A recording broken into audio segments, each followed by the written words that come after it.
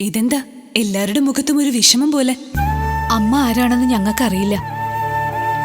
ഇന്ന് കൃഷി ഇറക്കേണ്ട ദിവസാ. ദേശത്ത് വിത്തില്ലാത്തത് കൊണ്ട് അയൽദേശത്തെ വിത്തും കാത്തിരുന്നതാ ഞങ്ങൾ.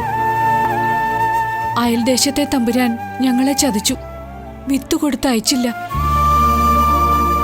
വിത എറിഞ്ഞില്ലെങ്കിൽ വിളവുണ്ടാവില്ല. വിളവുണ്ടായില്ലെങ്കിൽ ദേശമംഗലത്ത് വീണ്ടും പട്ടിണിയാവും. അത് പാടില്ലല്ലോ. വിത്തല്ലേ പ്രശ്നം. ഇതൊന്ന് നോക്കൂ, വിതയ്ക്കാൻ പറ്റിയതാണോന്ന്.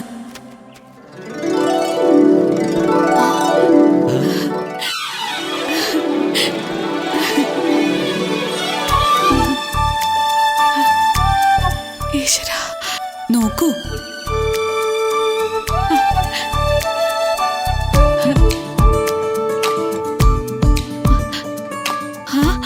ഇത് നല്ല വിത്താ. സാധാരണ ഞങ്ങൾ കരുതി വെക്കുന്നതിനേക്കാളും നല്ലതാ.